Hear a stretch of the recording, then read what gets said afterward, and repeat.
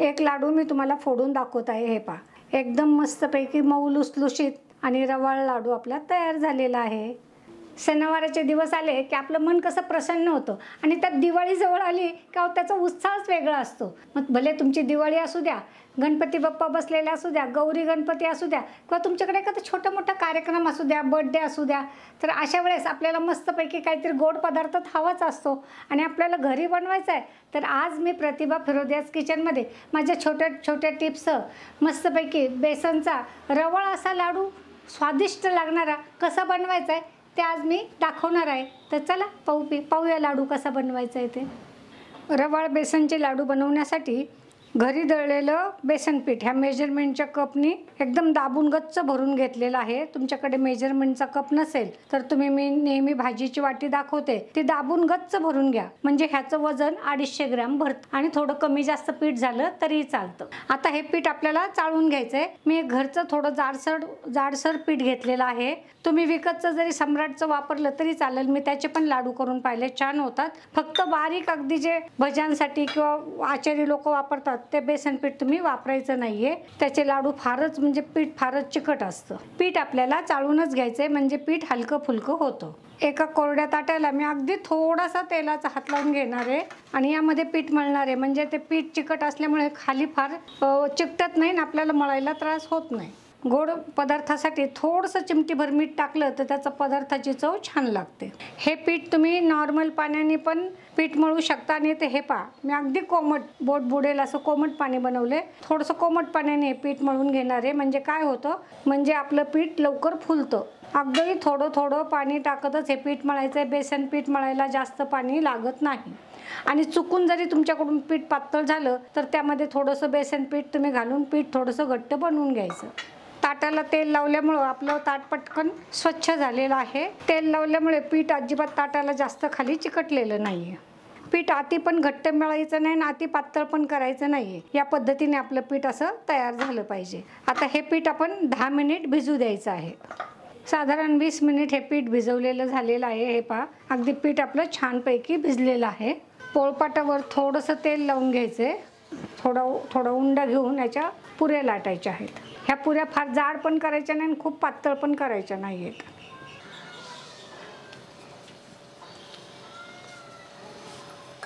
इकडे मी गॅसवरती तेल गरम करायला ठेवलेले आहे.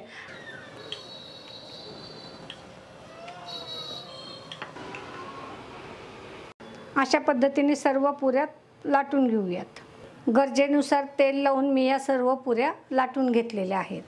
तेल तापायला ठेवलेलं असं झारीने हलक्या हाताने असं हलवून घ्यायचं म्हणजे एकसारखा ताव बसतो.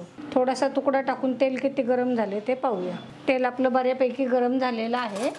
आता महत्त्वाची टीप म्हणजे या पुऱ्या आपल्याला कच्च्या पण ठेवायच्या नाही आणि फार लाल पण करायच्या नाही. तर या तुम्ही 2 पद्धतीने तळू शकता. हे असं तुम्ही काटे चमच्याने याला असं होल पाडून अशा पद्धतीने पण तळू शकता किंवा अशी प्लेन पुरी पण तळू शकता. तर मी आता अगोदर प्लेन पुरी तळते. गॅस मीडियम करायचा आहे.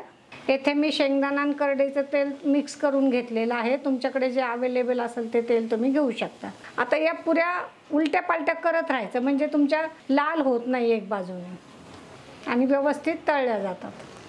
तळणं हेच फार महत्त्वाचं आहे, म्हणजे त्या लाडूमध्ये कच्चेपणा लागत नाही. गरजेनुसार आपल्याला गॅस कमी जास्त करायचा आहे.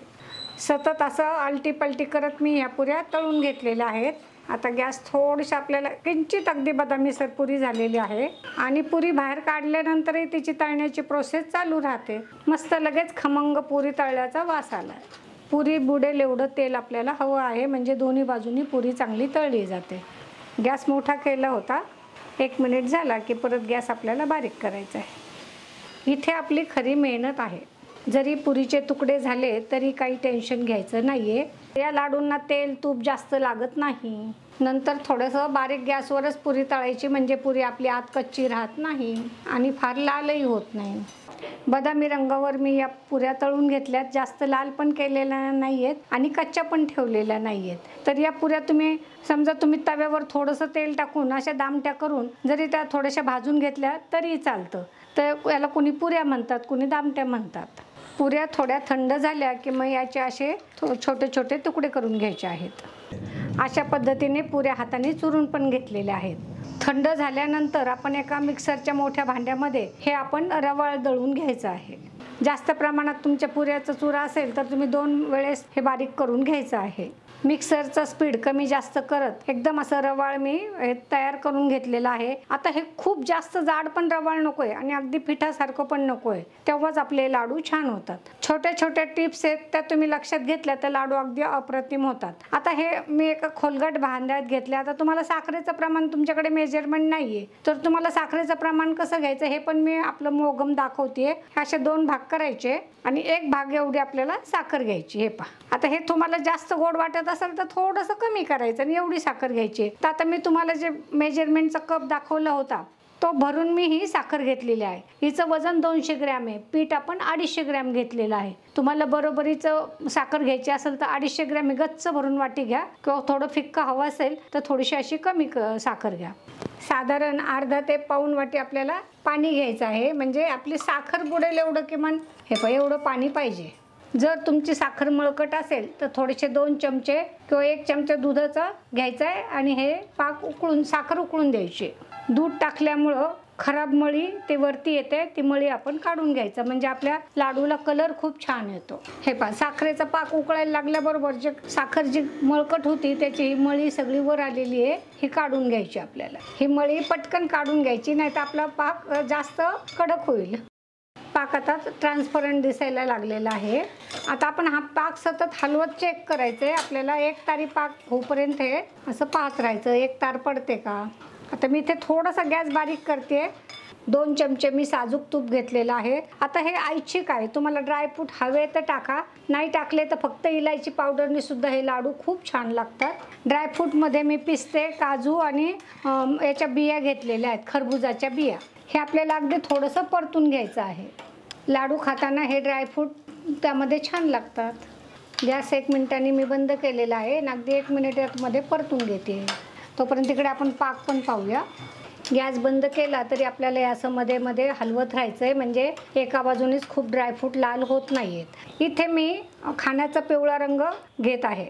आवडीनुसार तुम्ही यामध्ये इलायची पावडर घ्यायची आहे. मी साधारण पाऊण चमचा इलायची पावडर घेतलेली आहे. त्यामध्ये साखर असल्यामुळं मी पाऊण चमचा घेतला आहे. थोडा पाक होत आल्यानंतरच आपल्याला इलायची पावडर टाकायची आहे म्हणजे त्याचा स्वाद कमी होत नाही आहे. आता हे थोडंसं आपण बोटावर घ्यायचा आणि हा पाक झाला का चेक करायचा आहे. गॅस आपल्याला मंदच ठेवायचा आहे. हे ड्रायफ्रूट यामध्ये मिक्स करून घेऊयात. 5 मिनिटांनी पाक सतत आपल्याला चेक करत राहायचा आहे. जास्त पाक कडक झाला तर लाडू मग थोडेसे कडक होतात आणि आपल्याला तर एकदम मऊसूद लाडू पाहिजे आहेत. अजून पाक झालेला नाही. हात आपल्याला परत दरवेळेस स्वच्छ करून घ्यायचा आणि मगच पाक चेक करायचा आहे. हे पाक अगदी आता म्हणजे तार पकडायला लागलेली आहे. शेवटचा थेंब असतो तो असा तार सारखा पडतो. गॅस बारीकच ठेवायचा आहे. किंवा तुम्हाला हाताला चटका बसत असेल तर असं ताटात पण तुम्ही टाकून असं पाहू शकता. तर हा खाली ओघळतोय म्हणजे अजून याला थोडासा वेळ आहे. हे पहा, आपला आता जास्त ओघळत नाहीये म्हणजे हा आपला पाक तयार झालेला आहे. तर तुम्ही हाताला चटके बसतात, कुणाला सहन होत नाही तर तुम्ही अशा पद्धतीने सुद्धा हे चेक करू शकता.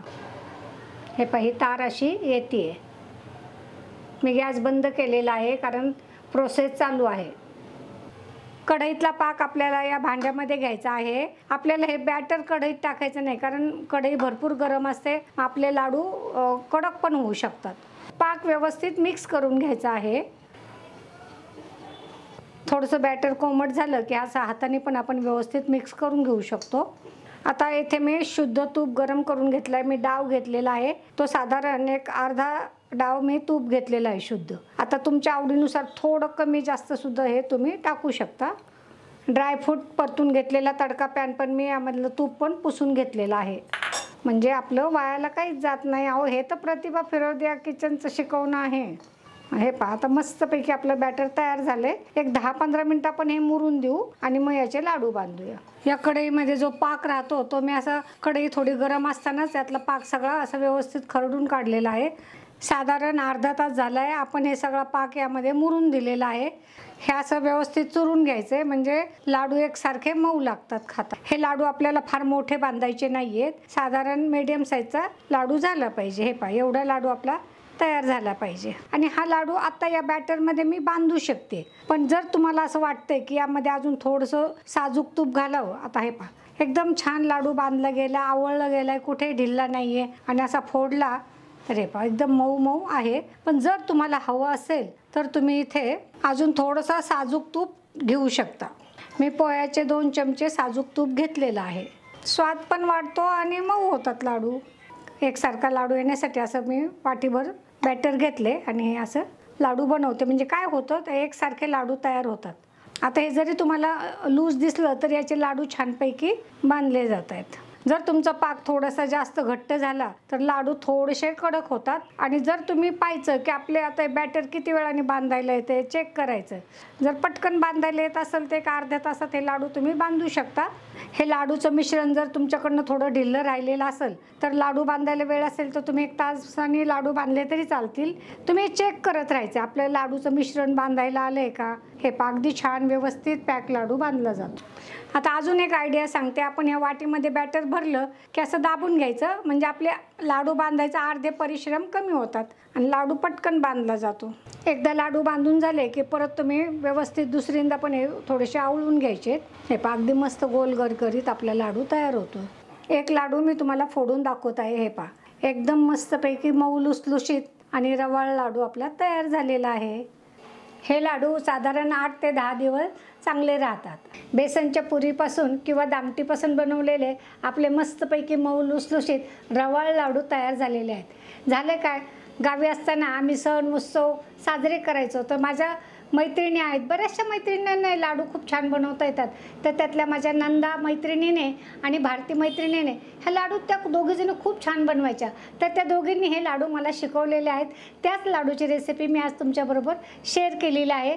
तर मी थोडा हा लाडू खाऊन पाहते.